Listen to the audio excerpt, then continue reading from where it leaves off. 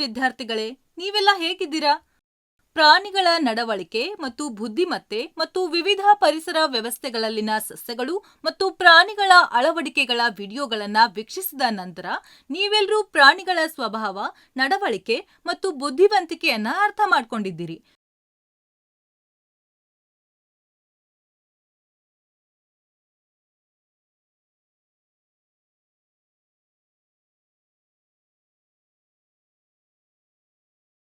ವಿದ್ಯಾರ್ಥಿಗಳೇ, ಇಲ್ಲಿದ್ದೇನೆ ಮತ್ತೊಂದು ಹೊಸ ಅಧ್ಯಾಯದೊಂದಿಗೆ. ನೈಸರ್ಗಿಕ ಸಂಪನ್ಮೂಲಗಳು ಪರಿಚಯ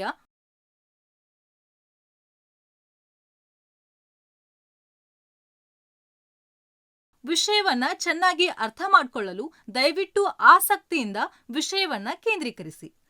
ಕಲಿಕೆಯ ಉದ್ದೇಶಗಳು ಈ ಪಾಠದ ಅಂತ್ಯದ ವೇಳೆಗೆ ನೀವು ಕಲಿಯಲು ಸಾಧ್ಯವಾಗುತ್ತದೆ. ಭೂಮಿಯ ಮೇಲಿನ ಸಂಪನ್ಮೂಲಗಳು,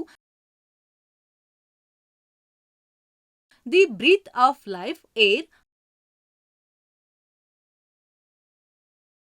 ಹವಾಮಾನ ನಿಯಂತ್ರಣದಲ್ಲಿ ವಾತಾವರಣದ ಪಾತ್ರ,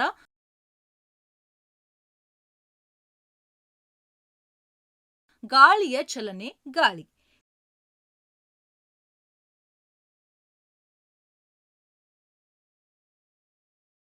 ಕೀವರ್ಡ್ಗಳು: ಜೀವ ವೈವಿಧ್ಯ, ಜೀವಿಗಳ ವೈವಿಧ್ಯ,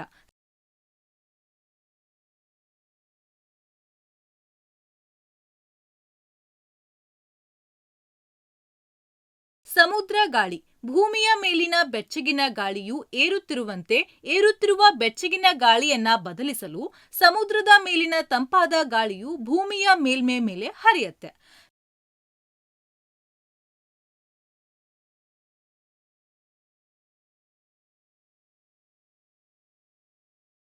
ಲ್ಯಾಂಡ್ ಬ್ರಿಡ್ಜ್, ಸ್ಥಳೀಯ ಗಾಳಿ ವ್ಯವಸ್ಥೆಯು ತಡರಾತ್ರಿಯಲ್ಲಿ ಭೂಮಿಯಿಂದ ನೀರಿಗೆ ಹರಿಯುವಿಕೆಯಿಂದ ನಿರೂಪಿಸಲ್ಪಟ್ಟಿದೆ.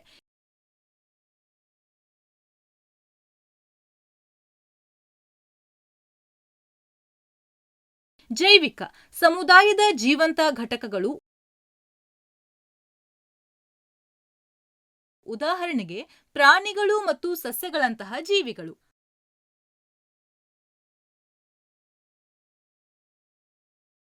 ಆಜೀವಕ, ನೀರು, ಬೆಳಕು, ವಿಕಿರಣ, ತಾಪಮಾನ, ಆರ್ದ್ರತೆ, ವಾತಾವರಣ, ಆಮ್ಲತೆ,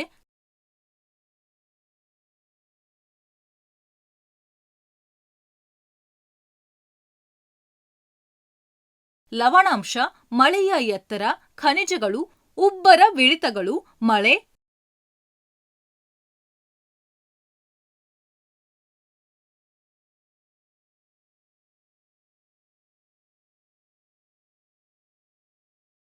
ಕರಗಿದ ಆಮ್ಲಜನಕ, ಪೋಷಕಾಂಶಗಳು ಮತ್ತು ಮಣ್ಣಿನಂತಹ ನಿರ್ಜೀವ ಘಟಕಗಳು.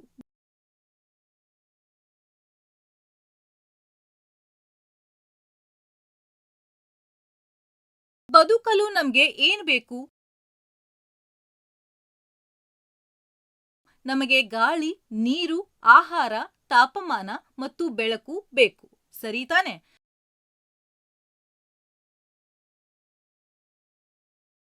ವಾತಾವರಣವು ಸಾರಜನಕ, ಆಮ್ಲಜನಕ, ಕಾರ್ಬನ್,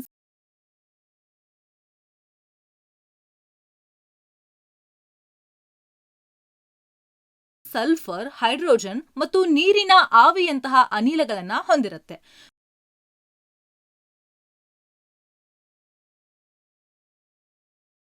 ಭೂಮಿಯ ಮೇಲೆ ಲಭ್ಯವಿರುವ ಸಂಪನ್ಮೂಲಗಳು ಯಾವುವು? ಭೂಮಿಯು ನೈಸರ್ಗಿಕ ಸಂಪನ್ಮೂಲಗಳಲ್ಲಿ ಗಾಳಿ, ನೀರು, ಮಣ್ಣು, ಖನಿಜಗಳು, ಇಂಧನಗಳು, ಸಸ್ಯಗಳು ಮತ್ತು ಪ್ರಾಣಿಗಳು ಸೇರಿವೆ.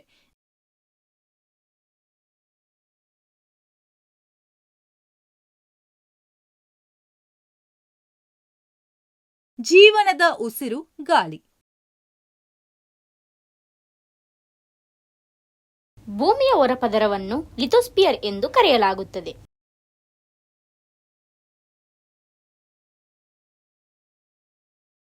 ಭೂಮಿಯ ಮೇಲ್ಮೆಯ 75% ನೀರು ಆವರಿಸುತ್ತೆ.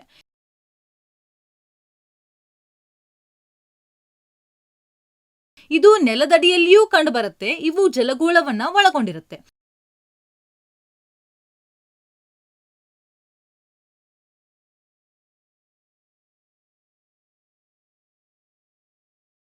3 ಇಡೀ ಭೂಮಿಯನ್ನ ಹೊದಿಕೆಯಂತೆ ಆವರಿಸುವ ಗಾಳಿಯನ್ನ ವಾತಾವರಣ ಅಂತ ಕರಿತೇವೆ.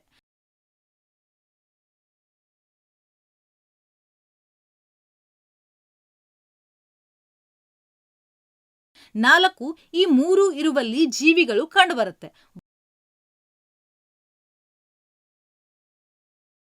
ವಾತಾವರಣ, ಜಲಗೋಳ ಮತ್ತು ಲಿಥೋಸ್ಪಿಯರ್ ಪರಸ್ಪರ ಸಂವಹನ ನಡೆಸುವ ಮತ್ತು ಜೀವನವನ್ನ ಸಾಧ್ಯವಾಗಿಸುವ ಭೂಮಿಯ ಈ ಜೀವಪೋಷಕ ವಲಯವನ್ನ ನಾವೇನಂತ ಕರಿತೀವಿ? ಜೀವಗೋಳ ಅಂತ ಕರೆಯಲಾಗುತ್ತೆ.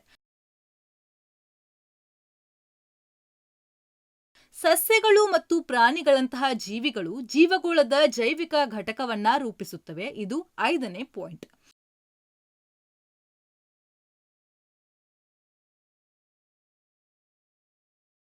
6 ಗಾಳಿ, ನೀರು ಮತ್ತು ಮಣ್ಣು ಜೀವಗೋಳದ ನಿರ್ಜೀವ ಅಥವಾ ಅಜೀವಕ ಘಟಕವನ್ನ ರೂಪಿಸುತ್ತೆ.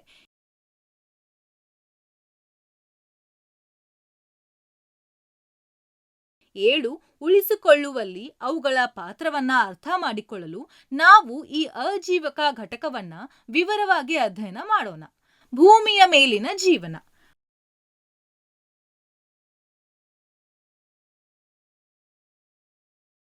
ಗಾಳಿಯ ಸಂಯೋಜನೆಯ ಬಗ್ಗೆ ನಿಮಗೆ ತಿಳಿದಿದೆಯೇ?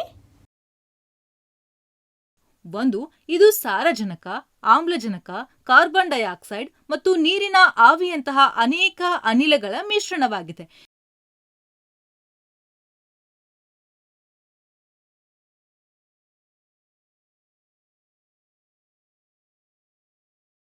2 ಶುಕ್ರ ಮತ್ತು ಮಂಗಳದಂತಹ ಗ್ರಹಗಳಲ್ಲಿ ಯಾವುದೇ ಜೀವವಿದೆ ಎಂದು ತಿಳಿದಿಲ್ಲ. ವಾತಾವರಣದ ಪ್ರಮುಖ ಅಂಶವೇನೆಂದರೆ ಇಂಗಾಲದ ಡೈಆಕ್ಸೈಡ್ ಎಂದು ಕಂಡುಬರುತ್ತೆ.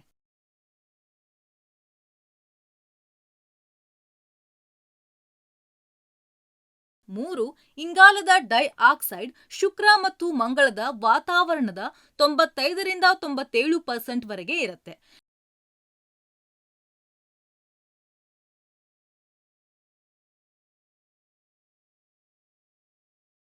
ನಾಲ್ಕು ಯುಕಾರ್ಯೋಟಿಕ್ ಜೀವಕೋಶಗಳು ಮತ್ತು ಅನೇಕ ಪ್ರೊಕಾರ್ಯೋಟಿಕ್.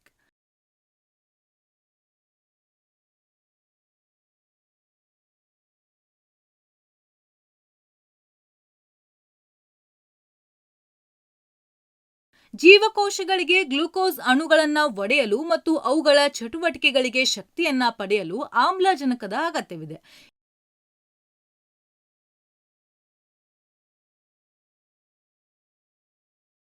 ಇದು ಇಂಗಾಲದ ಡೈಆಕ್ಸೈಡ್ ಉತ್ಪಾದನೆಗೆ ಕಾರಣವಾಗುತ್ತೆ.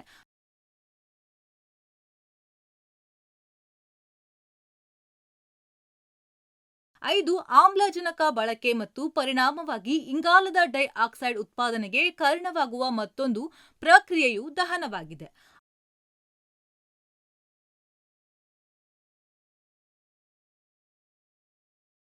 6 ಇದು ಕೇವಲ ಮಾನವ ಚಟುವಟಿಕೆಗಳನ್ನ ಒಳಗೊಂಡಿರುತ್ತೆ. ಇದು ಶಕ್ತಿಯನ್ನ ಪಡೆಯಲು ಇಂಧನವನ್ನ ಸುಡುತ್ತೆ, ಆದ್ರೆ ಕಾಡಿನ ಬೆಂಕಿಯನ್ನು ಕೂಡ ಒಳಗೊಂಡಿರುತ್ತೆ.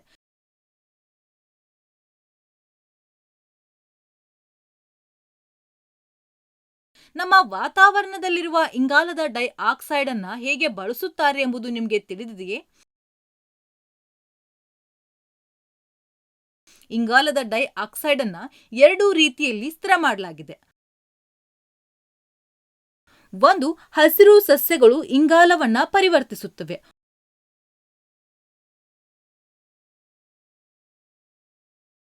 ಉಪಸ್ಥಿತಿಯಲ್ಲಿ ಗ್ಲೂಕೋಸ್ ಆಗಿ ಡೈಆಕ್ಸೈಡ್, ಸೂರ್ಯನ ಬೆಳಕು. 2 ಅನೇಕ ಸಮುದ್ರ ಪ್ರಾಣಿಗಳು ಬಳಸುತ್ತವೆ. ಸಮುದ್ರ ನೀರಿನಲ್ಲಿ ಕರಗಿದ ಕಾರ್ಬೋನೇಟ್ಗಳನ್ನ ತಯಾರಿಸಲು ಅವು ಚಿಪ್ಪುಗಳು.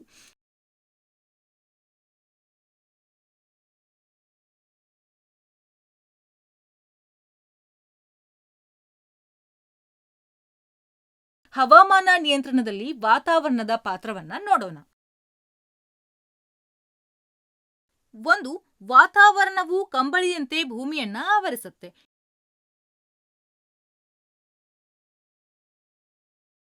2 ಗಾಳಿಯು ಶಾಖದ ಕೆಟ್ಟ ವಾಹಕವಾಗಿದೆ ಎಂದು ನಮಗೆ ತಿಳಿದಿದೆ. 3. ವಾತಾವರಣವು ಭೂಮಿಯ ಸರಾಸರಿ ತಾಪಮಾನವನ್ನ ಹಗಲಿನಲ್ಲಿ ಮತ್ತು ಇಡೀ ವರ್ಷದಲ್ಲಿ ಸಾಕಷ್ಟು ಸ್ಥಿರವಾಗಿರಿಸುತ್ತೆ.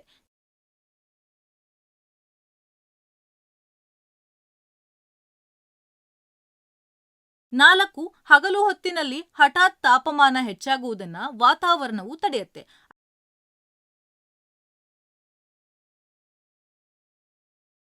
5. ರಾತ್ರಿಯ ಸಮಯದಲ್ಲಿ ಇದು ಬಾಹ್ಯಾಕಾಶಕ್ಕೆ ಶಾಖದ ತಪ್ಪಿಸಿಕೊಳ್ಳುವಿಕೆಯನ್ನ ನಿಧಾನಗೊಳಿಸುತ್ತೆ.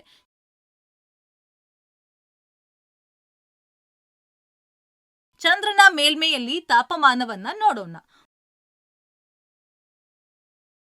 1. ವಾತಾವರಣವಿಲ್ಲದ ಚಂದ್ರನ ಮೇಲ್ಮೈಯಲ್ಲಿ ತಾಪಮಾನವು -190 ನಿಂದ 110 ವರೆಗೆ ಇರುತ್ತೆ.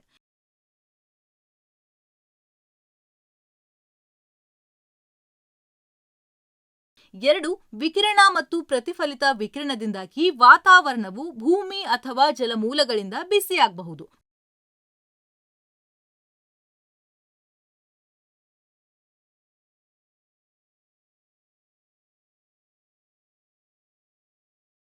3.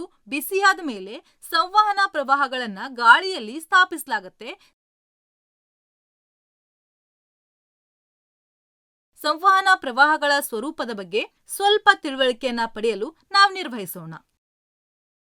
ಕೆಳಗಿನ ಚಟುವಟಿಕೆ: ಮೇಣದ ಬತ್ತಿಯನ್ನ ಬೀಕರ್ ಅಥವಾ ಅಗಲವಾದ ಬಾಯಿಯಲ್ಲಿ ಇರಿಸಿ.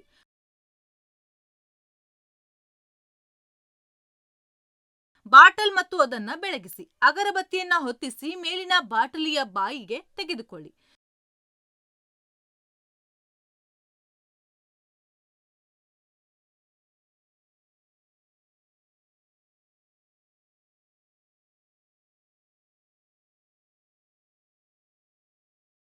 ಧೂಪ ದ್ರವ್ಯವನ್ನ ಬಾಯಿಯ ಅಂಚಿನಲ್ಲಿ ಸ್ವಲ್ಪ ಮೇಲೆ ಮತ್ತು ಇತರ ಪ್ರದೇಶಗಳಲ್ಲಿ ಇರಿಸಿ.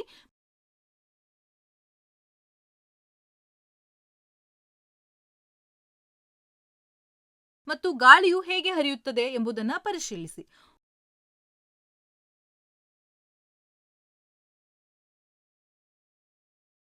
ಹೊಗೆ ಪ್ರದರ್ಶನದಿಂದ ಬಹಿರಂಗಗೊಂಡ ಮಾದರಿಗಳು ನಮಗೆ ಬಿಸಿ ಮತ್ತು ತಣ್ಣನೆಯ ಗಾಳಿಯ ದಿಕ್ಕುಗಳು ಸರಿಸಲು.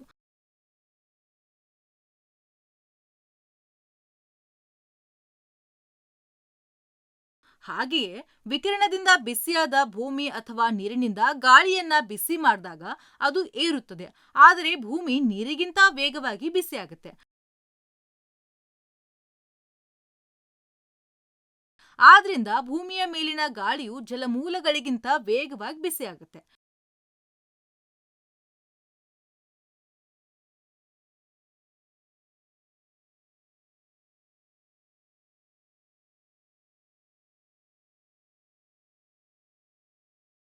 ಕರಾವಳಿಯ ಪರಿಸ್ಥಿತಿಯನ್ನ ಗಮನಿಸಿದರೆ ಹಗಲಿನಲ್ಲಿ ಪ್ರದೇಶಗಳಲ್ಲಿ ಭೂಮಿಯ ಮೇಲಿನ ಗಾಳಿಯು ವೇಗವಾಗಿ ಬಿಸಿಯಾಗುತ್ತೆ ಮತ್ತು ಏರಲು ಪ್ರಾರಂಭಿಸುತ್ತೆ.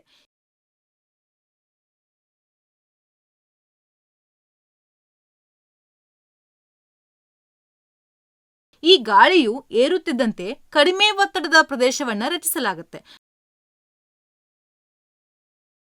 ಮತ್ತು ಸಮುದ್ರದ ಮೇಲಿನ ಗಾಳಿಯು ಈ ಕಡಿಮೆ ಒತ್ತಡದ ಪ್ರದೇಶಕ್ಕೆ ಚಲಿಸುತ್ತೆ.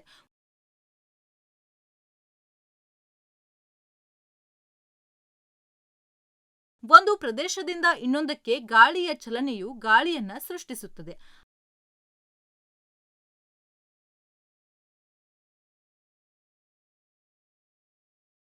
ಹಗಲಿನಲ್ಲಿ ಗಾಳಿಯ ದಿಕ್ಕು ಸಮುದ್ರದಿಂದ ಭೂಮಿಗೆ ಏರುತ್ತೆ.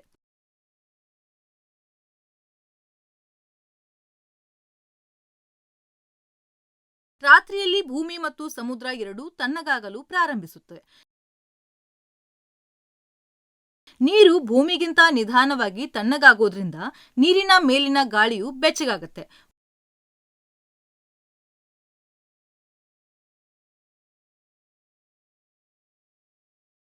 ಭೂಮಿಯ ಮೇಲಿನ ಗಾಳಿ ಆದರೆ ಬೇರೆ ಬೇರೆ ಅಂಶಗಳು ಇವುಗಳ ಮೇಲೆ ಪ್ರಭಾವವನ್ನ ಬೀರುತ್ತೆ. ಗಾಳಿ, ಭೂಮಿಯ ತಿರುಗುವಿಕೆ ಮತ್ತು ಗಾಳಿಯ ಹಾದಿಯಲ್ಲಿ ಪರ್ವತ ಶ್ರೇಣಿಗಳ ಉಪಸ್ಥಿತಿಯು ಈ ಅಂಶಗಳಲ್ಲಿ ಒಂದೆರಡು.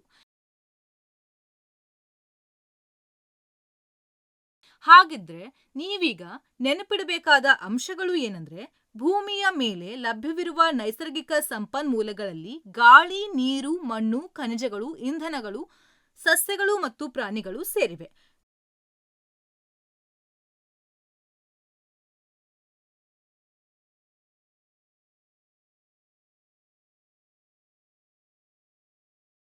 ಗಾಳಿಯು ಸಾರಜನಕ, ಆಮ್ಲಜನಕ, ಇಂಗಾಲದ ಡೈಆಕ್ಸೈಡ್ ಮತ್ತು ನೀರಿನ ಆವಿಯಂತಹ ಅನೇಕ ಅನಿಲಗಳ ಮಿಶ್ರಣವಾಗಿದೆ.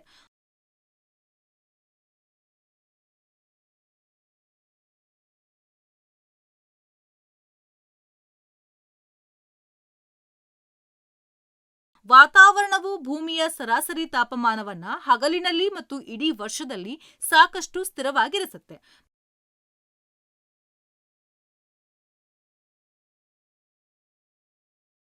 ಭೂಮಿಯು ಸಮುದ್ರಕ್ಕಿಂತ ವೇಗವಾಗಿ ಬಿಸಿಯಾಗತ್ತೆ.